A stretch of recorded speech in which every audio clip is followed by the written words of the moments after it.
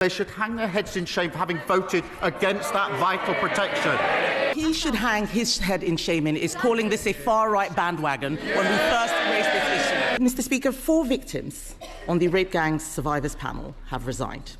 And they've resigned because they've lost all confidence in the government's inquiry. So I'm giving my first question to one of them, to Fiona. She said, being dismissed and contradicted by a minister when you're telling the truth takes you right back to that feeling of not being believed all over again. Fiona's question is simple. What's the point in speaking up if we're just going to be called liars? Prime Minister. Can I thank her for raising that on behalf of Fiona, and let me give Fiona and the House my answer, Mr. Speaker, because the grooming scandal was one of the worst scandals of our time. Women and girls were abused and exploited by predatory gangs of men, and survivors have been ignored for many years, including by the state that, of course, is supposed to protect them. My vow to Fiona and them is that this national inquiry will change that. I do acknowledge that in recent days some members, including Fiona, have decided to step away from the panel. I say this, Mr. Speaker, should they wish to return, the door will always be open. But even if they do not, we owe it to them and to Fiona and to the country to answer the concerns that they have raised. The inquiry is not and will never be watered down. Its scope will not change. It will examine the ethnicity and religion of the offenders, and we will find the right person to chair the inquiry. I can tell the House today, Mr. Speaker, that Dame Louise Casey will now support the work of the inquiry, and it will get to the truth. Injustice will have no place to hide. Mr. Speaker, I doubt she'll be satisfied with that answer. He says that they could return to the panel if they wish to. Why would they do that? The government has been engaged in a briefing war against survivors. Elizabeth. Oh, really?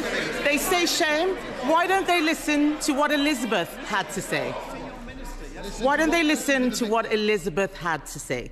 Elizabeth, who was abused in Rotherham from the age of 14, had this to say, and I quote, "The government has created a toxic environment for survivors." They were looking for answers from the Prime Minister, and what they've heard is Labour MPs saying shame at their words. Yesterday,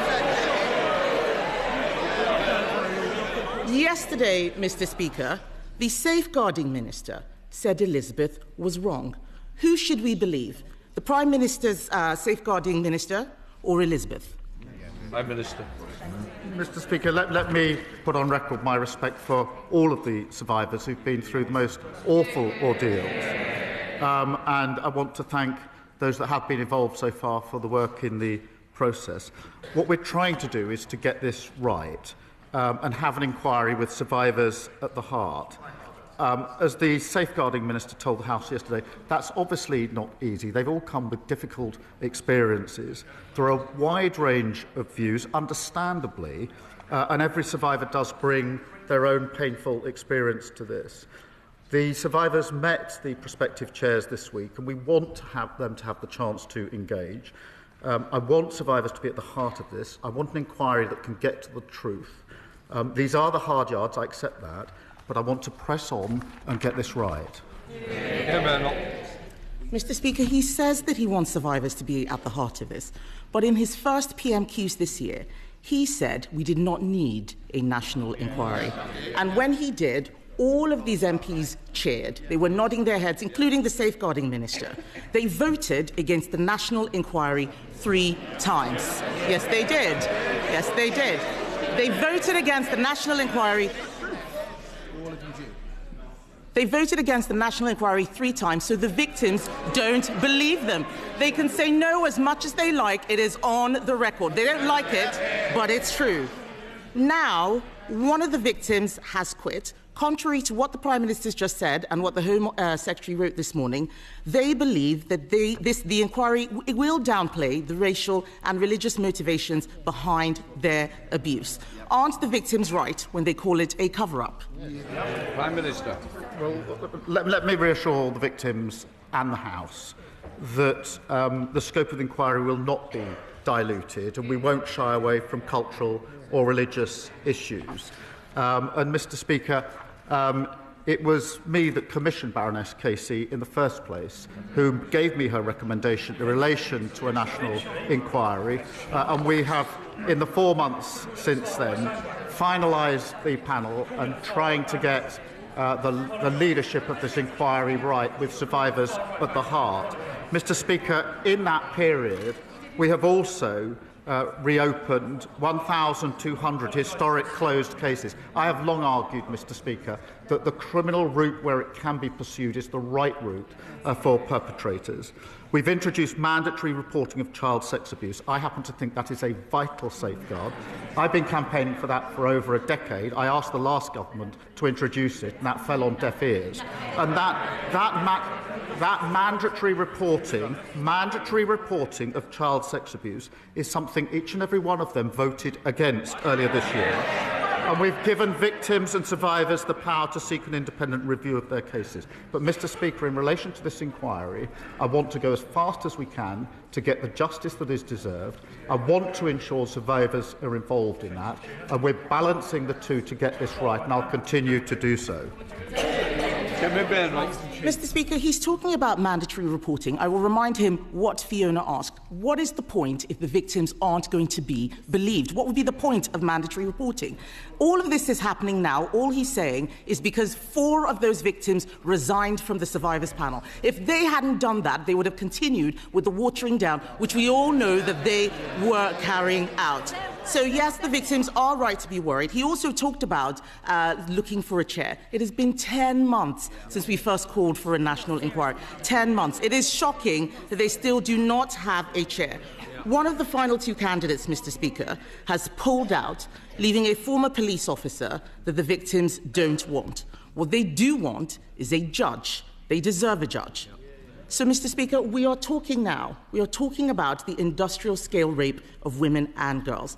Unlike most of the inquiries going on, why is it that this inquiry doesn't deserve a judge? Prime Minister. Can I answer that? It's a serious point, Mr. Speaker, because whether it should be judge-led was looked at by Louise Casey, and she decided against that for a reason, and her reasons were twofold. I'll spell them out. The first was the speed with which we could do this. And it would have been...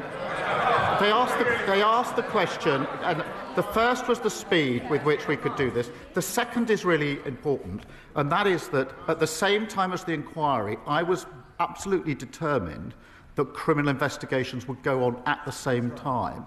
One of the problems that judge-led inquiries run into, I've seen and experienced this myself, is that they're often held back until the end of the criminal investigations. And I was determined that we'd be able to run the two together. And it's because of that, Mr. Speaker, that we've been able to reopen 1,200 historic cases at the same time.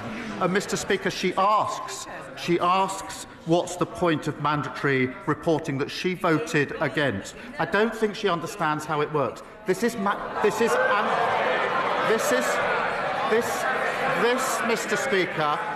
Mr. Speaker, is mandatory reporting of those that have had allegations made to them, and there's clear enough evidence they've then not passed that on. That is a fundamental problem in the system. That is why we've changed the law. They should hang their heads in shame for having voted against that vital protection.